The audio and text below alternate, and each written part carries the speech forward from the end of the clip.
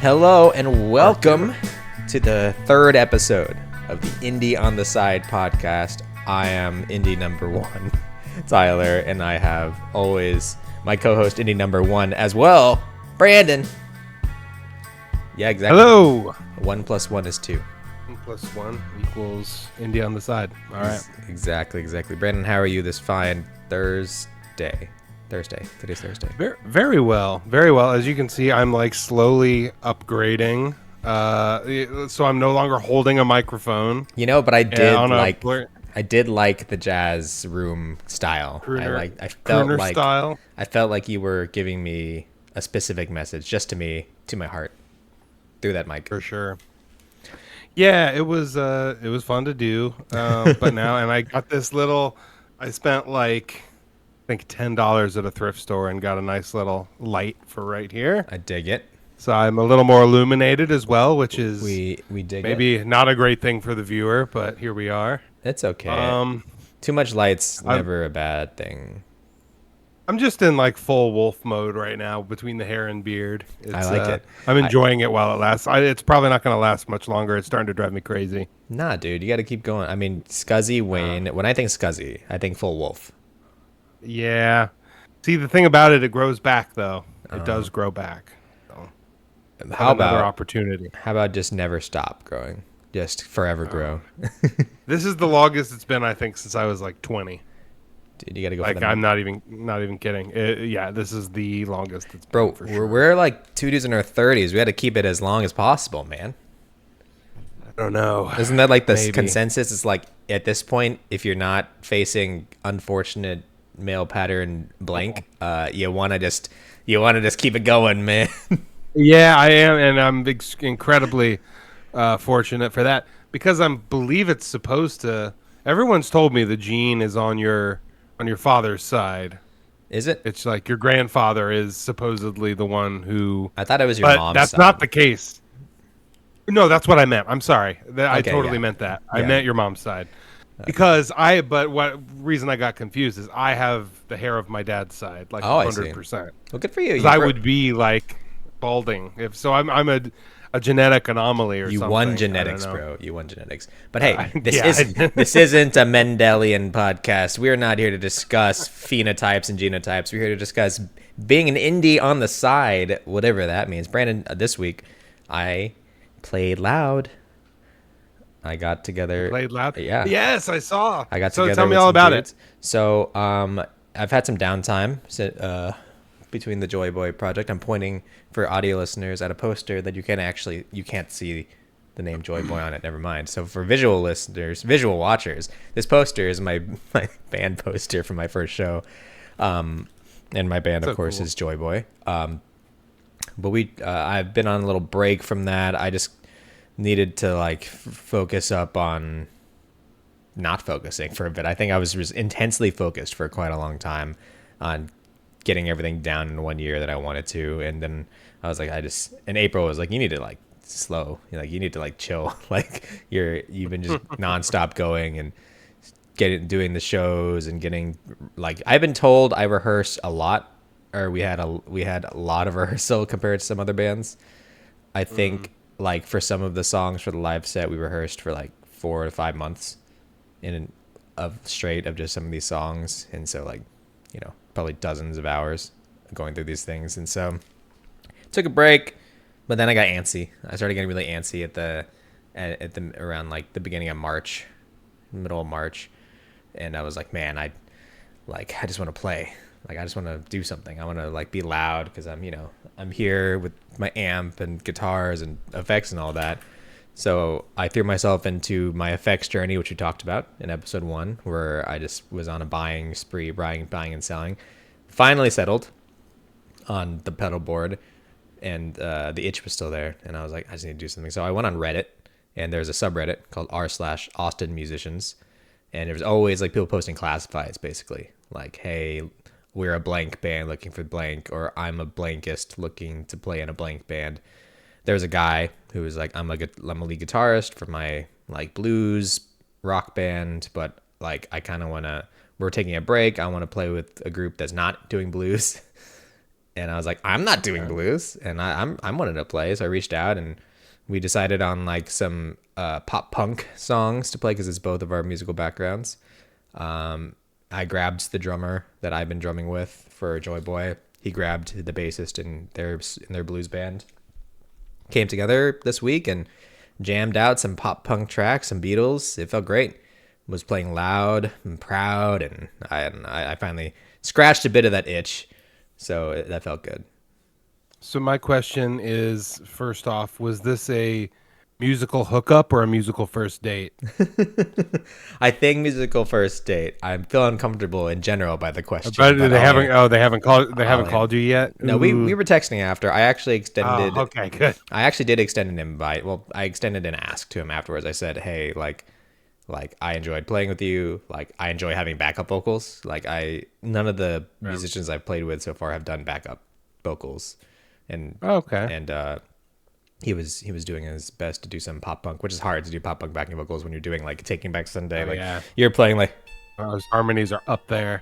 or however you Yeah. play that part while you're doing like backing vocals and but he was doing Yeah. it, and so I was like, yeah, like I want to book some shows in the spring, like would you want to like be the lead guitarist potentially? And he was like, it's not my style of music, so I have to go through, send me the set list basically, and then we'll see, like I'll let you know like how I'm feeling about it all. So I thought that was a very good answer, like or very like I was like I understood. And On it, he I'm did not lead you on. yeah, I like transparency in the Yeah. music. Like I love when people just be on the straight and narrow. The guitarist I've been playing with, who's a friend, he was very straight with me. Like he was like, "Hey, this isn't like I'm not like I just want you to know like don't like depend necessarily on me. Like I'm here, like I learned the songs and I'm doing these shows with you, but like I have my own projects and my own things going on. Like I wouldn't consider myself part of the Joy Boy band.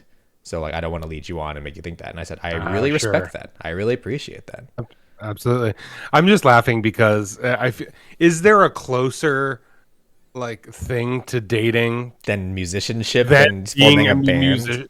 No, dude. musicians with another adult? It literally is like, I don't know. I think he liked me. We had like a really good time. We had a but good connection. I haven't heard back from him yet. It's been a couple days now. Like, It is. I texted him and he didn't respond. It is definitely. I mean, like I watched like part three. I was watching part three of Get Back, and like Paul McCartney is like, and don't you are saying don't let me down, and in my song I'm saying I'll never let you down, and John Lennon's like, it's like we're lovers, and I was like, Yeah. pretty much like it's just like two musicians in a room. You're laying it all out. Your heart's on your sleeve. You're doing something that it's inherently just art. So it makes sense that there's a little bit of that anxiety that comes with dating. I don't know. I haven't dated in 10 years. I've been with the same person for a decade. Same. And yeah, you're happily married and dating, have been with your wife forever. So it's So you could say the closest thing we do to dating is pretty playing in much like bands. I'm out there on the hinge of musicianship, I guess, on the Bumble of musicianship, Austin r/Reddit or Austin musicians. Trying to figure that out. We're Swiping, right? swiping right, yeah. So when you've done a lot of jam sessions through your life, you've not just your current trio where y'all been buds forever, but imagine Correct. you've sat in and played with a variety of different people. What is going through your head when you sit in, when you're meeting not necessarily a stranger, but like someone not like your best friend in the world, and you're jamming with them? Like, what are you looking out for? Like, what's in your head? Like, what's your thought process? Are you mainly focused on yourself, like making sure you know your stuff? Are you like scoping the room, seeing like, all right, like we're gonna see like who here's like actually like got hit and knows their chops, and who here's not necessarily practiced and ready to go? Yeah, it's interesting. I think some of it depends on what, I don't know, phase of life I was in. Like, because I've been in bands where it's been pretty serious. You show up, you're playing, you're like really trying to determine like, okay, are they in pocket? Are they like, you can get a pretty quick sense of someone's experience Right. when you like start, right off the bat. Usually Yeah. a few seconds in, you kind of know. But there are situations where someone's like kind of not been that, and I've still like proceeded anyway more because it's like, okay, this is something I'm not going to spend a lot of time on, and this is just going to be a fun thing I do. I'm not focused on it beyond that, you know? Question: does Yeah. vibes trounce talent? No, not for me. Talent is over vibes. Okay, I like it. Straight I think shooter. so. Well, and some of it depends on like vibes are good, but to me, like talent equals vibes. Talent Like if equals you're playing vibes. with someone who's really talented, they're going to vibe. You know what I mean? Like, yeah, Like I mean, like they're well, stylistically you as a like able talented to. musician will vibe naturally with another talented musician, and I'm calling you I a think so. talented musician, not the Well, royal thank you. you. I'm saying you, Brandon, as a talented musician, will vibe with another talented musician. I think so, but there are also things I like wouldn't be good at if we were sitting in a room and we're like, okay, this is for a jazz combo, or like I'd be kind of like, You "Woo," were in a you know, jazz that's band, Brandon. yes. This is canon on the pod that I was in a jazz band at one point. That is true. You could have In said any fact, genre. You could have said emo deathcore. humble brag Uh huh. in I'm ripping off a podcast when I say that, but That's in high everybody, man. school We're I all doing it. won the Louis Armstrong Award for Oh, jazz. wow, dude. How about that? Yeah. What goes into winning the Louis Armstrong Award for jazz? It was mostly the fact that I ended up just kind of writing a lot of the charts because they didn't have guitar charts for them Okay, okay, okay. That's awesome. on some songs. Yeah. It was something where I could also sit down with like a piano player, figure out what they're doing, and like all that stuff. But anyway, all bragging aside, 18-year-old me was pretty great. He was But doing some jazz at 18, guys. He knew his triads. He knew his mixolydians. He was damn there. right. But it like if I were playing with like a real jazz musician now, I'd just kind of be like, oh, because I've kind of let that part go a little bit. I've just not played a I lot of don't think that. you can ever let it go, Brandon. I think it's always in you. You know how? Because Well, I know you can play three notes right next to each other. There you go, jazz. that's Watch it. Yeah. Oh, jazz. There we go. You got it. really. I don't know if you're a fan of Spinal Tap, but there's a Unfortunately, clip of the like one of the few music films I haven't seen. I have not seen Spinal Tap. really. I know, dude. Oh, I'm a man. huge comedy good. lover and a huge music movie lover. You'd think I would have watched Spinal Tap by now. It's on my list. It's really good. I went in. I didn't see it until I was probably in my 20s. I went in a little skeptical. Like this is just going to be some really dumb, over the top rock parody. It's so clever and funny. Like the I entire also time. haven't It's seen Dewey Cox. really good. I haven't Oh, seen. that's also I haven't it's a seen Walk personal Hard. favorite of mine. I'll watch it's, Walk Hard. That's the one I really want to see It's so first. good. Because Oh, it it's doesn't so it have good. Yeah. Jack Black playing Paul McCartney? Yes, and Paul Rudd playing John Lennon, and Justin Justin Long Long playing George George, and Harrison. Jason Schwartzman playing Ringo. Wait, Yeah, is Schwartzman good. playing Ringo? Oh, I love Uh-huh. Schwartzman, bro. Yeah, yeah. But that's for the music pod. Yeah. So But vibe back to your jam. vibes does not trounce talent. And when you're No, because I think talent again, talent equals vibes. but like That's just my if you have a really easygoing guy walks in and is like messing up a lot of notes, but he's making everyone laugh. He's a good positive guy, a positive force. You take him over potentially say like a moodier but more talented, technically talented musician, like someone a little bit I mean, more. if you're looking to have a band that just like goes out and has a good time and plays sometimes and practices and drinks beer and like It's all that kind of about thing. the vision, like where Yeah, I think so. what you want. But if out you're of it. if you want a band that's like really like you want to be kind of serious about it and really try to then you're gonna take the talent, and plus talent plus like not requiring pay is just a really unique and beautiful thing. That's why you start a band. I'm there, buddy. No pay here. No pay in the Joy Boy machine.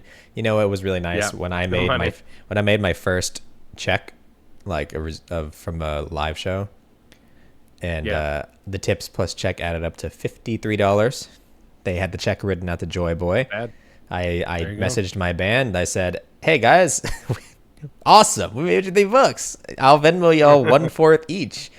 And everyone gave me the pity, like, "Nah, dude, you're good." and then they were like, "Yeah, you paid for all the rehearsal rooms. I'm pretty sure the rehearsal room cost more than the gig made us. I'm gonna pause here for dog barking. Sorry, the dog barking's here.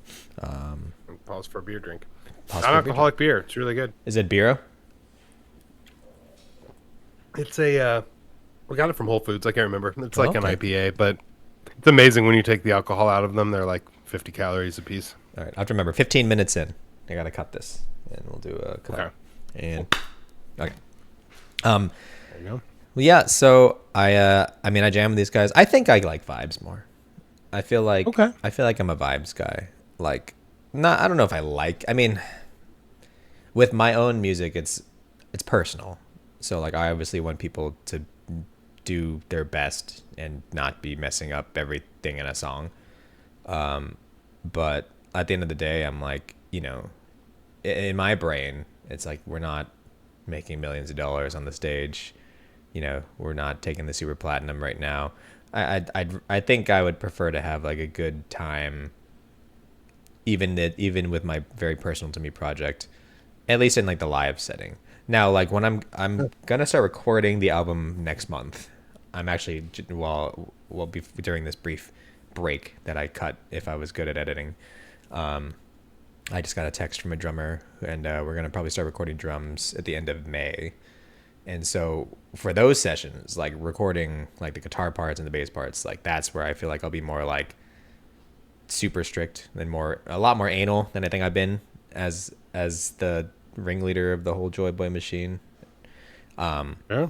Yeah, I think that's where like the real the real hard ass is gonna come out is during the recording process. Back in the whip. So it's like different situations. Like I feel like in a live setting, I'm okay like messing around. I'm okay like having fun and messing up, and someone's going crazy on stage doing like a crazy nonsensical thing, and I'm sitting there like tap dancing in the pedal board and messing up. So like I think it's pretty much I think it's all about I want people to put into it what I'm putting into it, and like even though it's my parts, and like I'm usually not messing up most of my own parts, it's not like I don't want to come off like I'm putting in like 100% technicality, but more like I'm just putting in like enjoying the music. So I think at the end of the day, that's what I care about is like I want people to just have a good time. I want people to like the things that we're playing, or at least have fun doing things we're playing. So whether that means you're the best technical musician in the band or not, as long as like you're having a good one. That's where my mindset's at, which I understand, like different strokes. Yeah, for sure. I mean, but I've been at points in my life where that was the case too. Like there was a band I played, or it was like another kind of trio situation I played with in Austin, and like, we weren't really. Oh, well, my light's done apparently. That thrift store light, baby. Yeah, I know. That's probably all the juice it's got, right? Well, Well, that's a pain in the butt. We'll Anyway, do another cut at 18 minutes, and And now I'm a man among the shadows. you are a shadow man. Your light has gone out, but continue. It has. But yeah, so I've been in some groups where I kind of know, like, this group is like just for fun. Again, with that group, it's like I didn't put a lot of time or effort into it. Just thinking we'd make a few bucks, play some bar gigs here and there, mostly play covers. And it was pretty short lived, and then I started a band that I did take a little more seriously. But with this one, I'm a little more. I've got a little more drive to like. Well, you really guys are try to all make it something you guys are special. all very talented and have been playing Thank you. forever. So like it's. Mhm. I think It's I think it's true, yeah. definitely a different context to it. It sounds like. For sure. No, it is, and it's cool that everyone's like available and able to do it. I mean, our drummer Aaron, I go back with. I mean, it was really funny. We were playing a show. I don't know, a couple weeks or a month ago, and I mentioned on stage we were about to cover at that show because it was the gig was the night before his birthday, and so we played the first cover we ever played together at that show, Ooh, what was that? which was "Paranoid" by Black Sabbath. Nice. Yeah, and I brought that up while we were, and I was like, yeah, and this one goes that if anyone here was at this teen talent show, and then I had to remember it was like 2008, and then there was like a band there that I'm sure was like born around 2008. My lord. Like this really young band was there. No, we're really young bands, Brandon. Yeah, When the right. Who is That's still true. touring, Roger Daltrey's literally blind, deaf, and almost dumb now, just like Tommy. We're young. We're the young bands. There you go. Brandon, There you go. I'm gonna if I ever make it to Ohio, and I'd like to, Hmm, please do. you have to bring me on, and we'll do "Don't Let Me Down" on We stage. can. I think we could manage that. Yeah. I think that needs to be a thing. Pretty easy. I'll take my guitar, bro. I don't care. I'll buy a seat for it Yeah. on the plane. You can do that. I mean, we've got guitars too. Yeah, If you want to borrow one, we got to you know. do that. Me and Brandon also, I think, talked about in the last episode about collabs and writing off camera. We went a little bit further. I feel like this podcast should have like a running, not theme, but it should have a running like challenge. I feel like we should put a goal. I feel like, and then this is nothing to Oh. relate. I feel like Okay. if it's distracting to your work and to my work, then we can always punt it. But I think we should have a songwriting challenge here that Whoa. you and me go back and forth Whoa. between episodes and present another part of a song that we put together, whether it be Okay. like a verse or a riff, a progression or a drum beat or something. We just go back and forth, and by the end of like maybe the first season of Indie on the Side, whatever that is, we have a song Okay. that's the Indie on the Side song. Maybe it's the theme. Maybe it's the There theme you to go. Indie on the Side, and I feel like we should do something like that, something just to give it a storyline to the podcast. I'm in. I like that. That sounds fun. I've been thoroughly enjoying some semi writing with people and working off ideas. It feels so refreshing to my brain not having to just dig in the well by myself and then have to Sure.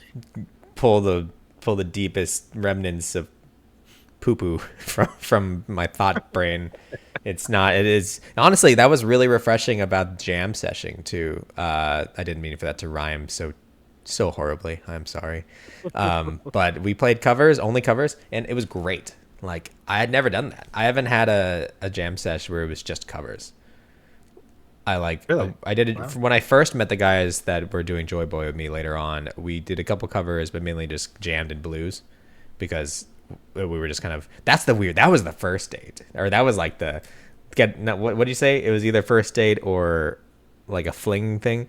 Or a hookup. Right. Right. It was almost like a hookup because it was like we're just sitting down testing the waters, then we'll like play like Yeah. really hard like one cover and we start soloing on each other, and then it's like then I leave and I take my shoes off and I have to like walk a shame back home because I just messed up my solo so badly. But yeah, since then I haven't really done a whole session of music where it's just covers, and it was really refreshing for my brain getting to like basically turn off. Like there are songs I've played my entire life, like songs that I've known and listened to and loved and could like play every part from the back of my hand and knew all whatever effects I needed to do. And it's pop punk, so it's power chords anyways. Like we played Sweater Song, and I was just like, oh, I can finally like that was one of the first solos I learned in like high school that I was proud of. I was really proud of learning the Sweater Song solo, and yeah, it was just a lot of just being able to another version of turning off my brain where I didn't have to think about my own words and messing up my own words and singing my own songs that are hard to sing. So it was nice. I don't know if you feel the same Very way nice. sometimes, like covers versus originals. Like I feel like I care more for originals, and it's more nerve wracking. Not that I get nervous, but it's definitely more thought has to go into when I play my own stuff. Yeah. No, that makes a lot of sense. I don't think I get particularly nervy with originals, but I write songs that I'm just really, really comfortable playing. Like so. I think that helps for one thing, but two, I mean, just playing in a group where there's just so much trust between the three of us. It just feels like a cakewalk, and I don't take that for granted. It's Well, it's yeah, a really cool thing. the first rendition of Joy Boy, like the live band, was kind of a lot the same. They had been they're still in a band together. Like they're like high school Yeah. friends, so they're like tight. Yeah. Like they're very tight knit. I'm like the odd one out, kind of, and it's funny because it's my Sure. music. So it's like three Right. three really practiced guys who trust each other and know each other, how they play, and they're all having to take direction and learn the parts from one guy. And I'm not really haven't really been in their friend group for their whole 20 years of life, 20 years of friendship. Right. So like that's why I guess maybe that's a part of sometimes not nervousness, but it's like feeling like, oh, like everyone's on it, like, and it's extra pressure because it's my stuff. Like everyone's here on it learning my stuff, and they're like nailing it. So like I have to nail it. And then on top of that, I also happen to write a lot of stuff that is outside of sometimes comfort zone for range, comfort zone for technical ability. Like before Joy Boy, I wasn't soloing. Like I didn't play Yeah. that many solos. I never learned how to shred. I still can't shred. I just wrote solos that I can do. But that was a whole level of like every time we would the first rehearsals, like I'd be playing the first song of the rehearsal, and then like before the solo, I would like scream like, oh, sorry guys, here's the solo. Like let's see where this goes, and hopefully nail it. But it was that's probably it's all like a mixture of being out of my comfort zone writing this music, and then being out of my comfort zone playing live in general, and then out of my comfort zone playing with a bunch of guys who like are very tight, and I'm like the fresh, like the green guy. Like I had played with live with people a handful of times throughout the last 10 years, and they have been like friends forever. So it's a lot. And so doing covers, I found it kind of puts that all to the side. It's like the music's already done. Everyone knows what it's supposed to sound like. I know what it's supposed to sound like. There's no aspersions here. Like Yeah. it's almost like you can just kind of hide behind another band, almost like that. Like I can hide behind Blink 182 and play. Like it doesn't matter. Oh, sure. It doesn't matter about any of the context around it. We're just playing a song that's been written and everyone loves. I love that. I love that. Yeah, I think it's interesting. I think our sounds are just different in some ways. While we've got like a lot of changes and stuff, you have pretty intricate like arrangements and stuff. The lead At parts, least from what I've noticed. Yeah. lead parts are definitely more intricate than not. And then I've been told, I didn't realize that I wrote hard changes, but I write hard changes. I guess I've been told that it's a lot more It's cool. I it's, mean, it's more interesting. complicated. And then I've had both of the bass players I play with tell me, yo, like I'm actually having to learn parts. Like I'm not just playing I'm not just playing Yeah. like I'm have like I the bass parts that I give them are like full on melodic bass parts sometimes, and that's because I write bass like a guitar player, so I always apologize to the basses that come on. I'm like, I'm sorry, like you don't have to play these parts. Like you could play the single notes, but here they are. These are the parts out They're there. so nice. You should be like, nah, you play these parts because this is how they're written. Well, I'm This not is paying. my music. I'm You not. jabroni. I'm not paying them, Brandon. There's no It's money. all right. You said they're lucky enough to play it for free. But everyone I play with has done a really good job learning the intricacies, and I always I feel like I feel like I say thank you too much, but another way I feel like I am not gracious enough to the people I play with. I was just watching a video of like the jam session. It's the drummer from that has drummed me through Joy Boy and all that. And I was like, this guy, I need to tell him more of he is such a good drummer. Like this dude listens to a song twice and he nails it. Like he'll never have heard the song before in his life. He'll listen to it a couple times. Next day he sits down in like the practice space, puts on his headphones, listens to it one more time, like hums the melody, like taps it in, and he just nails it from there. And I'm like, that's so crazy to me. Like, because drums is the hardest thing in the world for me. I can't understand drums. I mean, maybe I just have respect for drummers in general, but like, Yeah. I think I need to say thank you more. But I also hate myself that I feel like I say thank you too much, considering at the end of the day, we're all just doing this for fun. Yeah, well, they wouldn't be there if they didn't want to be, but it's nice that you thank them for it. Exactly. You know. Yeah, it's a fun feeling again because I watch a lot of guitar. Actually, the most things I watch on YouTube is guitar YouTube. I watch like gear reviews and demos and people talking about their rigs. I'm, you know me, I'm big into things. I like collect doing different guitars and pedal boards and things like that. Most of the things I watch on the day to day, I fall asleep to like people talk about pedals and talking about their rigs. But one of my favorite channels, that pedal show, was doing. He was a guy. He just put out a vlog talking about he has gigs coming up. His old band from high school kind of got back together, kind of like your story.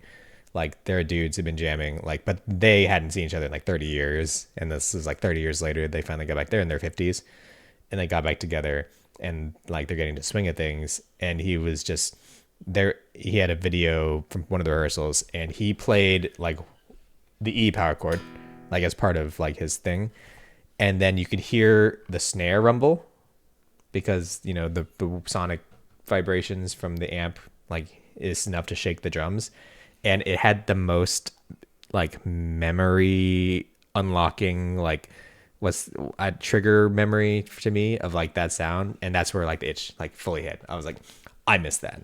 I miss hitting a note on a guitar and hearing the drums rattle and feeling like the drums rattle.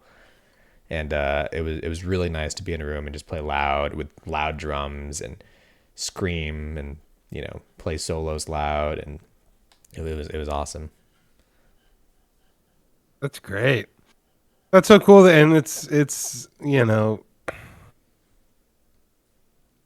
being in a situation now where I like rehearse with a band every week. I do recall though in periods where I wasn't doing that, when I would get together and plug in with people, it being this kind of special sacred sort of thing where you're like, oh right, this is what it's about. Yeah, sometimes you're there in your room too much, or for me, I'm in my room like sitting in front of my amp that's on the lowest setting. I play through my pedals and I play songs or noodle around, and I think guitarists probably the biggest sin is noodling. We just sit around not writing too much. We just sit around just doing nothing except playing scales or just random things. But you kind of forget like the true feeling like of rock music, at least, is just being there, cranking your amp to the loudest setting you can go, and a drummer is blasting, and like every note you could feel it in your whole bones, and you can feel the drums in your bones. I don't know. It's visceral. I think that's how I described it to April, because I was telling her about it, like about why I was scheduling something randomly, like with just random people that I found online. I was like, this is like there's a visceral feeling that you can't replicate without getting in a room with people and playing loud. And I was very I want to do a humble brag myself. I did not win the Louis Armstrong Award for jazz, but I've been given props in the past by people for being someone who just goes out and does the thing. Saying something that I want, or something I want to do, something, a goal I have, an aspiration, but then just immediately the next day just go out and doing it. And something I pride myself in is that like I had an itch to play live, and so I went out and grabbed random people and made it happen within like a week. And You had an itch to do a basketball podcast, you made it happen. You had an itch to do a music podcast, you made it happen. I just believe in, if you have the means to do it, you should do it. And I agree. I have such simple brain thought. Like I don't, like I have friends, really close friends, who tell me, they're like, what is it like to not be like walking in constant anxiety, thinking about every one of your decisions and everything you want to do or say all the time? And I said, I have zero idea. My brain is empty as a saloon in Alaska, in the dry county in Alaska, man. My brain is just so simple sometimes, and it just says, I want to do this, I'm going to do this. So I'm just going to go and do it. That's true. And I don't know, maybe it's age, maybe it's looking back and seeing like I didn't do music for like 10 years, that I could have been doing music or something like that. But these days I'm like, you feel like you have no time. Maybe that's why. Oh, it could be. And to more to your credit, I know the job you do, and your brain is very far from being empty. So I guess like in my personal life, I just don't oh think, sure, I don't think outside about of work. Outside of work, I don't think too much besides what Yeah. I have to think about. And I think that helps me a lot. Like helps me sit down and write and eat like 14 songs in like whatever, a few I can, months or all that kind of I stuff. can go crazy over like this is where this is like the downside of taking something like kind of seriously is it's like I can also just like drive myself insane thinking about like strategy stuff, thinking about like planning, thinking about like I literal like workflow and stuff like that and like when am I going to get this done, when am I going to get that done. um it usually all ends up getting done even if I'm just like tonight if I'm just like up till 1 like I think I live with knocking a that. bunch of stuff out. I live with that mindset. It's all gonna work out Yeah. somehow. Oh yeah, you got to have that mindset for sure. But Yeah, that's the kind of those are the kind of thought patterns I can get into for sure. I mean, I think that helps you get organized, and especially getting your project together, where it's like a bunch of guys really serious about this. Brandon sent me some not demos, I guess, like drafts of finals from his EP, and I'm excited for listeners of the pod or viewers of the pod to get to experience that. I listened to it in the car, which I think is the best and most proper way to listen to mixes is in the car. I think that's like the final test you need to do is just to drive on a highway and blast the mixes loud and see like what sticks with you. And yeah, like it was crazy, like how like the first thing I thought on the first track you sent, I thought this isn't copying anything, but I can really feel like intensely inspirations and where it's coming from, and like it's exactly how you described your music to be. And I was like, I feel like that's good. Like I don't enjoy when I listen to music that's been described one way and I'm like, I don't get it, I don't see it. Sure. I like it when you have like an artist has a really good idea on what they're making, and or at least is honest if they don't have a good idea what they're making.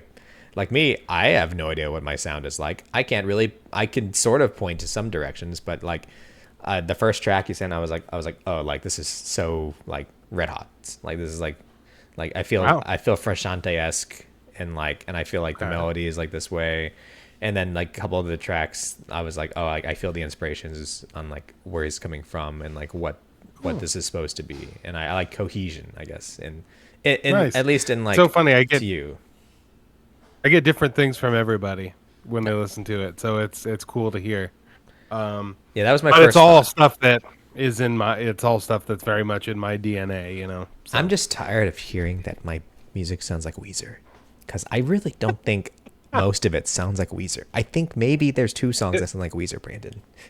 Weezer was not the first band I thought of when Thank you. listened to your stuff. Like, you're welcome. I just get so much Weezer. Like the first, I would say like 90% of people would say Weezer, and I'm like, okay, listen to this track of this thing and tell me this sounds like Weezer. not that I have anything against Weezer. I love Weezer, one of my favorite bands of all time, like in my top 5 bands. But like, I don't want to feel like I'm a copycat of Weezer, because at the end of the day, hot take, and not really a hot take, because I think everyone agrees that I don't always love Rivers Cuomo songwriting. You didn't hear fights on the podcast. Wow, you didn't hear it here. You didn't hear from me. Rivers is coming for you. He's Cuomoing for you, dude. Tom York, Rivers Cuomo, like they're my arch enemies now.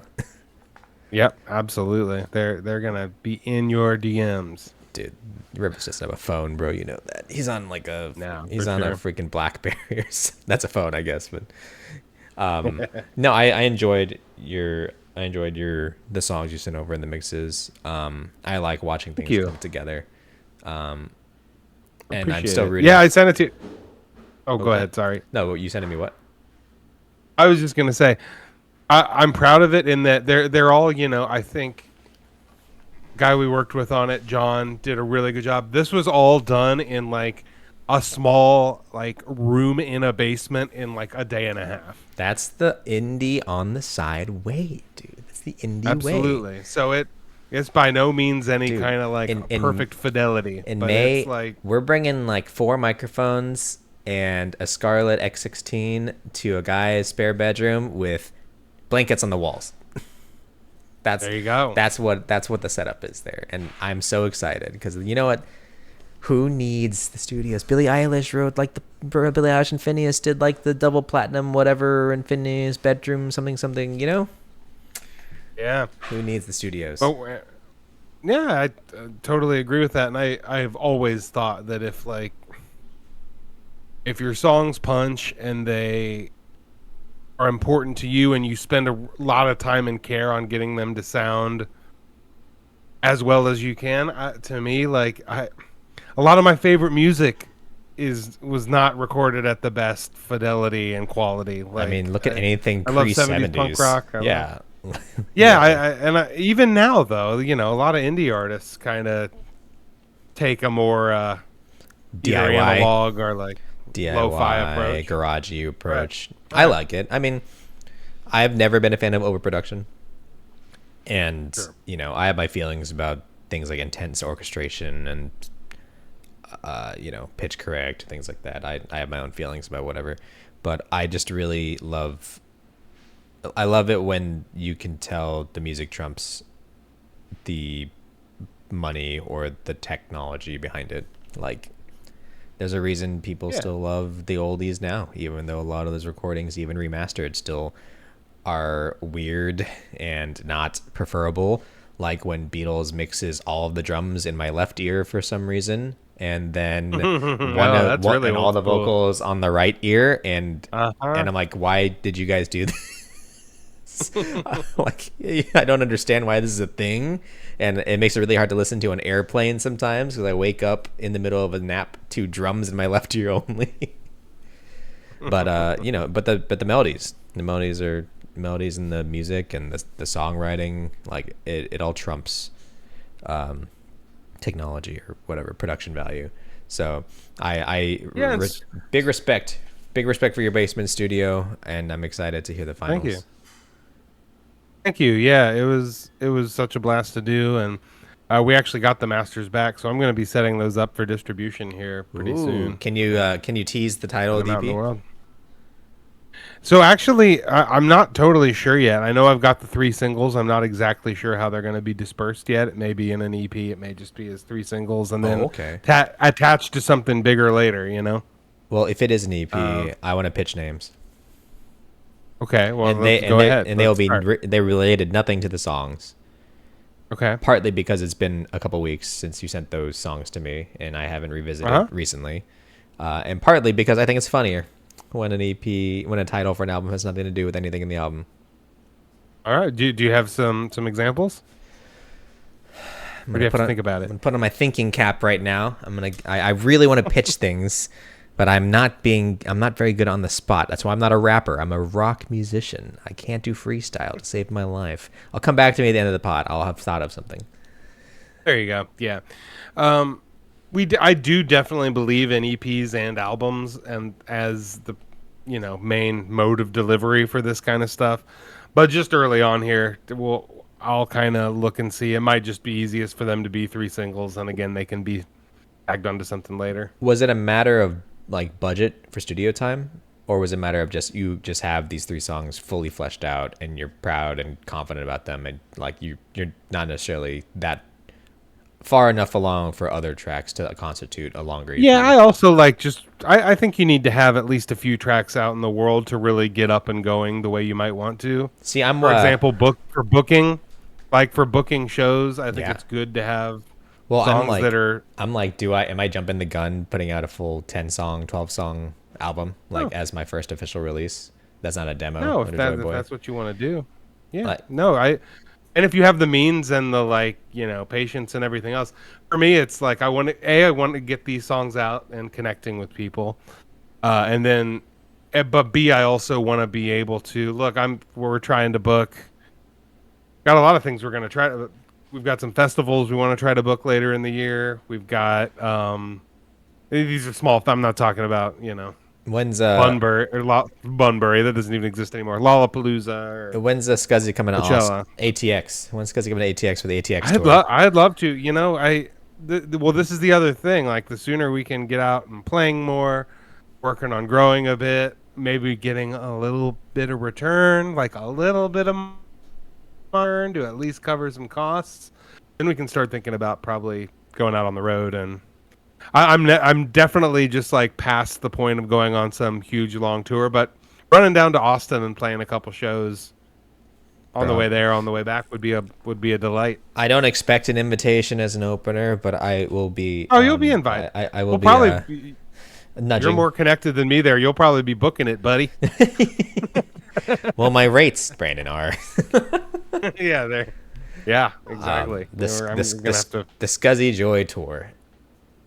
I love that. No, but in all seriousness, like that would be fun, and then we could do a live pod taping.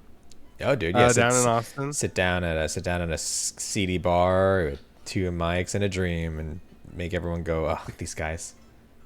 And bring Adam on, and then occasionally just delve into basketball topics. Exactly. Then the banner behind me like falls down, is no longer indie on the side. Now it says give me the ball behind it. There you go. Check up that YouTube channel, by the way, if you're very confused. We're not going to reference it more. But our NBA podcast. We all know so much about basketball. All know and so by that much. I mean Adam knows a lot about basketball, and then the two of us are just kind of like, but you know, it's entertaining at least. Hey, if Adam was on this podcast, though, Adam is my best friend of all time. Adam, if he was on this podcast, he'd be floundering, Brandon. He'd be floundering. So maybe we should do that. We're gonna have we should have Adam on for an In Rainbows episode. I don't want that. All right, Tyler would be tag teamed. I'll make a note. No, you don't have to do that. I'll make an. I think he honestly would love that, but he has told me he does not ever want to do video. So he would be like a caller. Like we do like a caller episode. Like, hey caller, gotta get your question. Yeah, why is Tyler not like In Rainbows? And can he please like In Rainbows?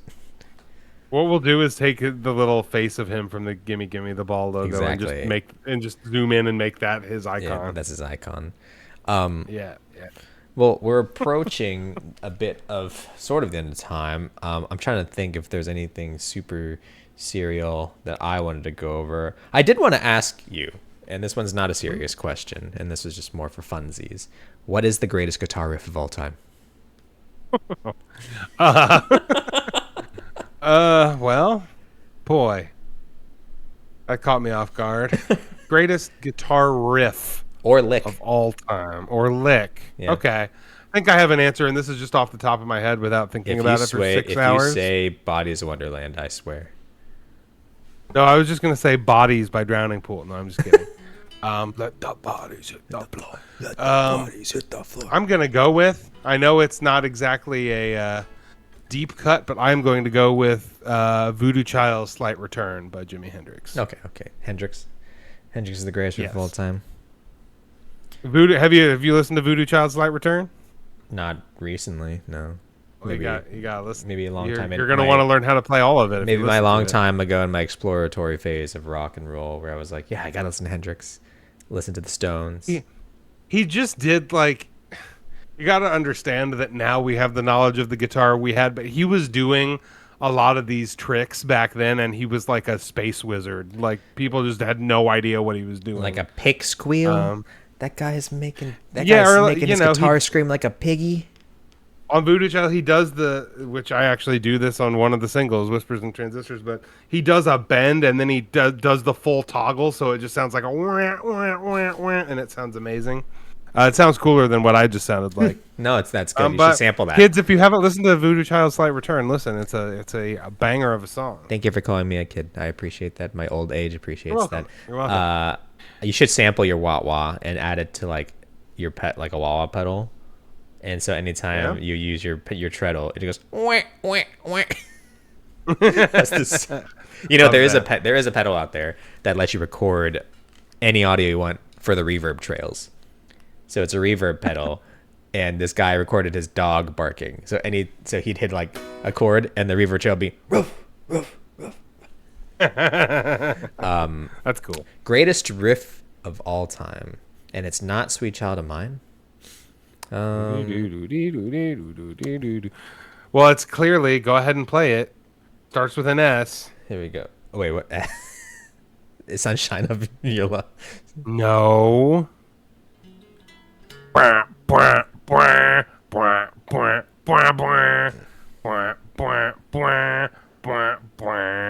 you seen all the videos where this is my favorite genre of the internet, where it's like a video of John Mayer like jamming in F, and it's one of the TikToks where he's just like, now you go, And the then guy yeah, just like yeah. goes. I think you reposted that. I think I saw that from I your think I probably did. Yeah, just in the wrong key. Just starts playing Smoke on Smoke the Water. on the Water. You know, they could Sunshine of Your Love is also right there with the very like simple-ish famous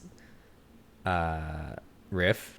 Dun dun dun dun dun Oh dun yeah, dun dun I dun. love that too. Of course I love You Cream, know, and honestly, that band is very Hendrix Cream is all very big inspiration for is Clapton God? sound. No, he's a guitar player. He's really good.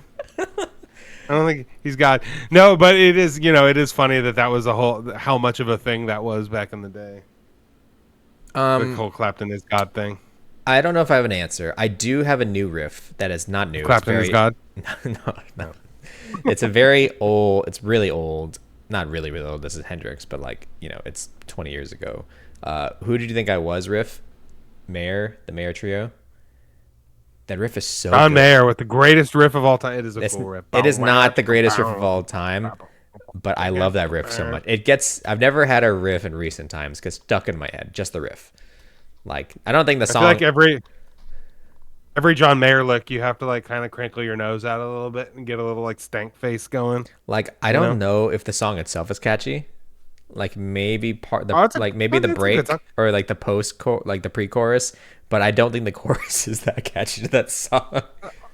I mean that Try album is like good though. Like I remember I listened to it a lot like around when it came out, and we have it on vinyl now, so we still pop it in every now and then. The greatest riff of all time. It might be for me. Beat It. Oh, that's a great one. I was gonna say too, if you're just going like rock and roll iconography, like that kind, like Whole Lot of Love by Zeppelin is up there too. Kashmir, classic. Kashmir, less of a riff, but it's like a cool. It's a bit of a riff, orchestral line. It is. It's a bit of a weird dad gad thing. I did when I found out the tuning, insta-tuned my guitar, and I was like, oh, and then I never tuned, and then I went back to standard, never looked back. I was like, I guess I'm never playing Kashmir ever again.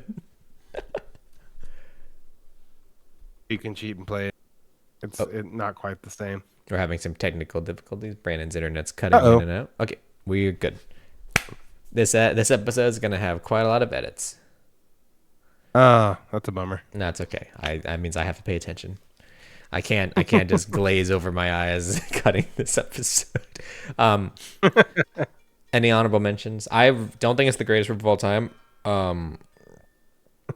But there's what's this song called? Hazy Shade of Winter has a great riff. I like that riff a lot. I love. Yeah.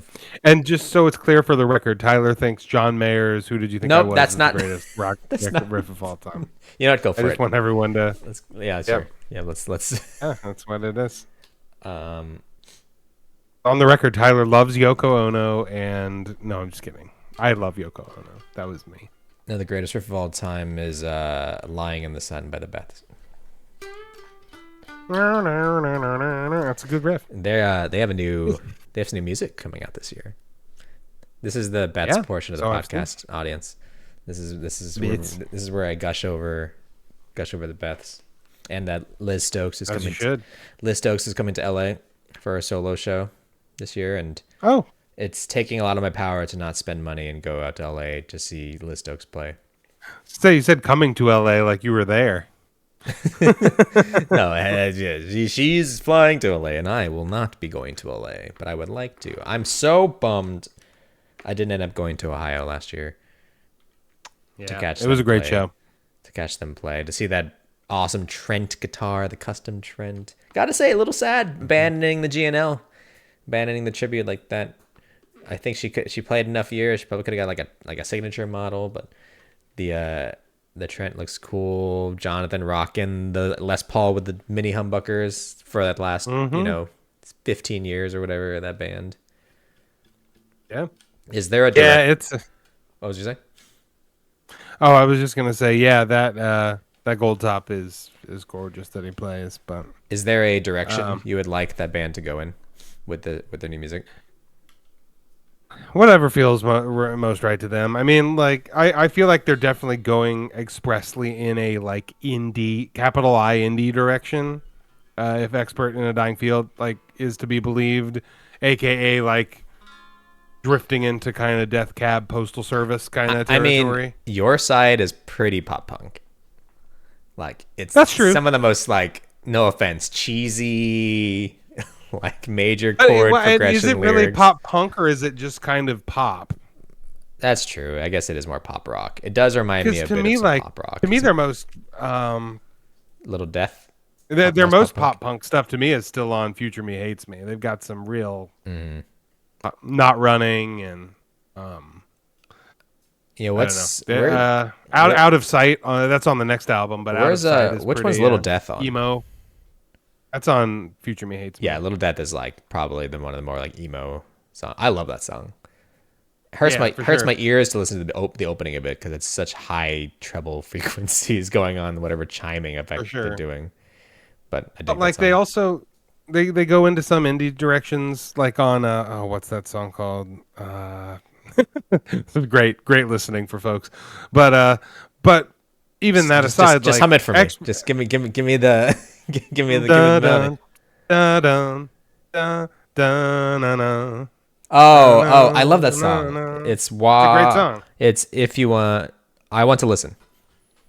Yeah, there you go. I love I want to Um, listen. Did you it's a watch great their song. like their when they did that acoustic set on like the river, like on a boat? Yeah, I did. That's like my favorite version of that song. It's It cool. sounds so good and the harmonies. What I But would do to be able to have just a 4-part harmony out of nowhere from 4 classically trained vocalists. yeah, for sure. But it's like I say the indie thing, but also Expert in a Dying Field, the song, which is their biggest song to date, is like straight up power pop. So who knows, you know? Who Is it knows where really? they'll end up Is it going. would you consider it power pop? I would. I feel Yeah. like it's pretty like Power pop's one of those things that like everyone thinks of a little differently, it feels but dream pop to me. I don't get dream pop from it. Like But I feel the vibes of dream pop. When I think of power pop from that album, I think watching the credits.